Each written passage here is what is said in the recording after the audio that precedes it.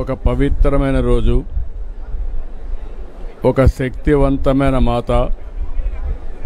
ఈరోజు మూలా నక్షత్రం సరస్వతీ దేవి రూపంలో భక్తులకు దర్శనమిస్తున్నారు. ఈ సందర్భంగా నేను ఈరోజు ప్రభుత్వం తరపున పట్టు వస్త్రాలు దుర్గమ్మ తల్లికి ఇవ్వడం నా అదృష్టంగా భావిస్తున్నా. నేను ఒకటే ఎప్పుడు కోరుకుంటాను, రాష్ట్రం చల్లగా ఉండాలని, దుర్గమ్మ తల్లి మనల్ని అన్ని విధాలా ఆశీర్వదించాలని కోరుకుంటాను. పక్కనే చూస్తే కృష్ణమ్మ తల్లి ఈరోజు ఏ విధంగా పరవళ్ళు దొక్కుతూ సముద్రంలోకి వెళుతూ ఉంది. రాష్ట్రాన్ని సుభిక్షం చేసే పరిస్థితికి వచ్చింది. ఈ సంవత్సరం దగ్గర 93-94% రిజర్వాయర్లు అన్నీ కూడా నిండు కుండల బ్రహ్మాండంగా ఉన్నాయి. ఒక జలకళ సంతరించుకునింది. అదే సమయంలో నేను ఎప్పుడు కూడా దుర్గమ్మ తల్లిని కోరేది, రాష్ట్రంలో ఉండే ప్రజలందరూ కూడా సుఖ సంతోషాలతో ఉండాలని, అందరినీ అన్ని విధాలా ఆశీర్వదించమని ఒక శక్తి మాత అయినటువంటి దుర్గమ్మ తల్లిని కోరుకుంటాను. ఈరోజు ఈ యొక్క పవిత్రమైన దినాన నేను కోరుకున్నది ఒకటే, ఈ రాష్ట్రంలో ఉండే ప్రజలందరూ కూడా ఆనందంగా ఉండాలి, ఆరోగ్యంగా ఉండాలి, వాళ్ళ సంపద కూడా పెరగాలి. అదే మరి ఎవ్వరూ ఇబ్బందులు లేకుండా సుఖ సంతోషాలతో ఉండేట్టుగా ఆశీర్వదించమని కోరుకున్నాను. ఈరోజు ఇక్కడ చూస్తే మేనేజ్మెంట్ కూడా చాలా సిస్టమేటిక్గా పనిచేస్తున్నారు. ఇప్పటికి 8 లక్షల మంది భక్తులు వచ్చి దుర్గమ్మ యొక్క ఆశీస్సులు తీసుకున్నారు.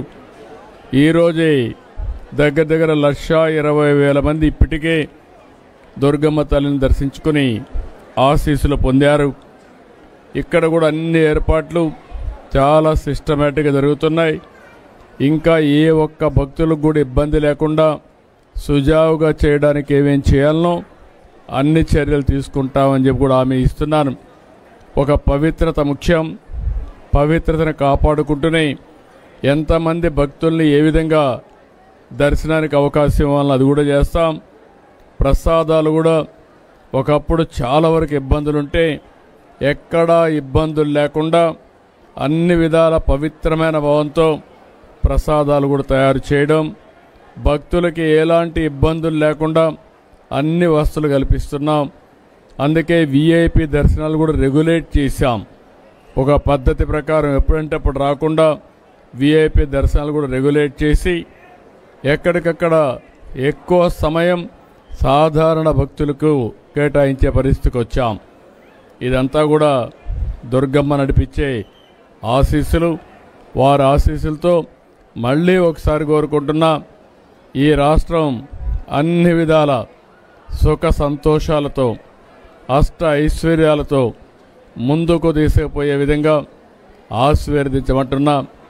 ఇటీవల కాలంలో మీరు చూస్తే సూపర్ 6 కార్యక్రమాలు తీసుకున్నాం. దీనివల్ల పేదవాళ్ళందరికీ కూడా అనేక కార్యక్రమాల ద్వారా లబ్ధి పొందే పరిస్థితి వచ్చింది. అదే మరి నిన్న మొన్న ఒక పక్కన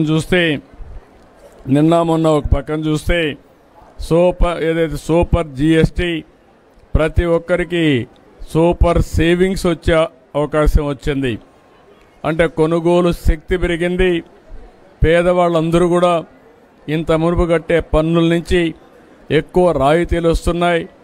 దీనిపైన ఆదాయం పెంచుకుని ఏది కావాలంటే కొనుక్కునే అవకాశం కూడా వచ్చింది. అటు కేంద్రం ఇటు రాష్ట్రం 2 ప్రభుత్వాలు కూడా పేద మధ్యతరగతి కుటుంబాలను ఆదుకునే ప్రభుత్వాలు.